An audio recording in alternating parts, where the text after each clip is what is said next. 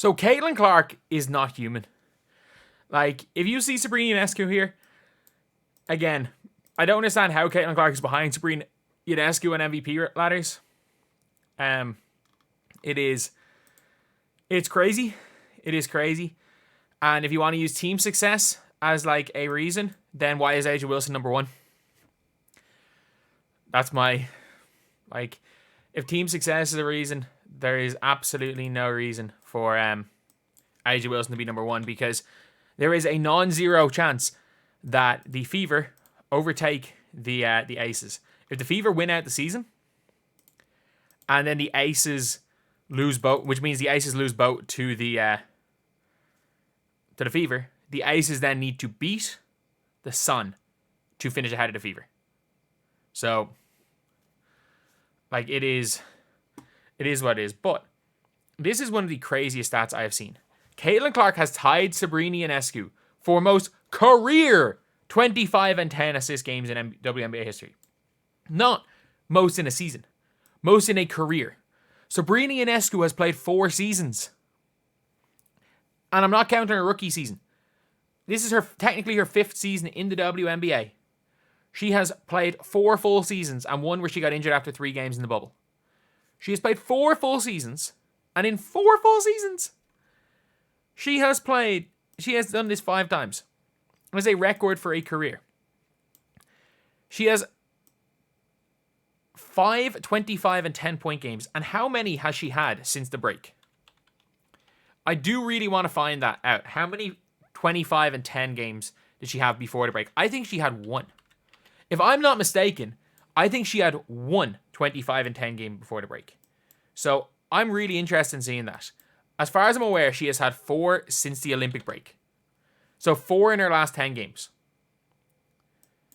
So if we go view all stats. So 5 is the record of all time. So this is the game log here. So to start the season, she didn't have a 10 assist game for quite a while. I think her first 10 assist game was here, was it? No, 6 assists. Her first 10 assist game was 13 against Chicago. And she had 17. And the next time she had 20. So 29. She had 29 and 13. She had 1 25 and 10 game before the break.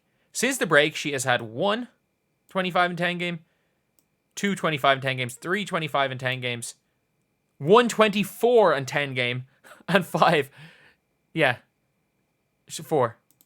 She has had a 25 and 8 game, a 24 and 10 game, and 4 25 and 10 games in her last 10. The record is 5 for a career. Caitlin Clark has done it 4 times in her last 10 games. Like, that's mental. That is absolutely mental. I can't actually believe that. Like, the record for 25 point 10 assist games for a career. For a career. Yeah. For...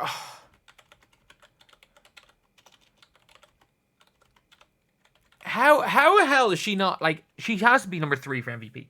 She just has to be. These are non-human stats. And these are absolutely non-human stats.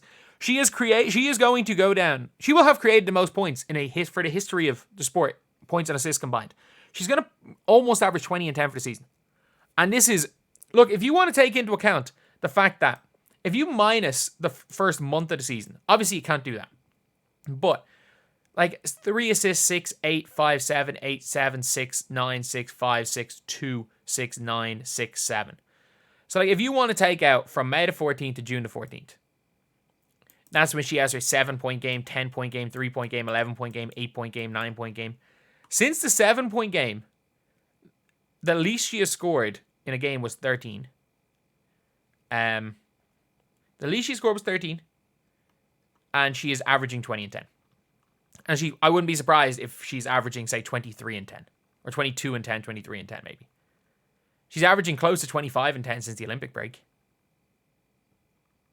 Like, these are numbers that, like, they're not human.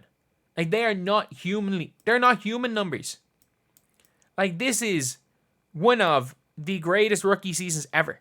She's going to make history in her rookie season. Clark's a phenomenal player. She's the most enjoyable women's basketball player I've ever seen. Caitlin Clark will pass Sabrina Ionescu. She's probably going to pass Sabrina Ionescu in the next game. Like, she is what? 25. In her last 5 games, she has 3, 25, and 12 games. 26 plus 12 plus games. A 24 and 10 and a 25 and 8. That's her last 5 games. That is her last 5 games. Like, it's mental. It's absolutely mental. Like, she is setting over like a 5-game period. She is almost catching career records. Like, she is doing things in games no one has ever done before.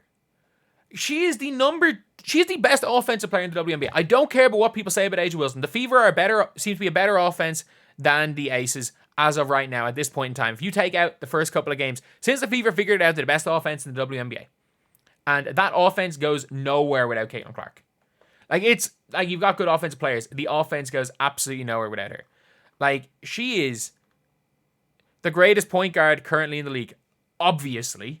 I still hear people saying Chelsea Gray is the greatest. Even Aces fans are turning on Chelsea Gray. They're like, these no-look behind the back passes, we don't need them. What are you doing? What are you doing? Like, it is... I'll say this. It's...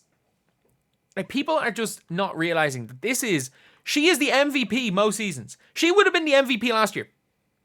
I'm saying it right now. She would have been the MVP last year. If hypothetically, I don't know, there was some weird hypothetical that Aaliyah Boston goes a year earlier and Clark goes a year earlier and the team is still the same and they end up with probably 22 wins on the season from 13 the year before and 5 the year before that. She is the MVP. Like, she genuinely is the MVP.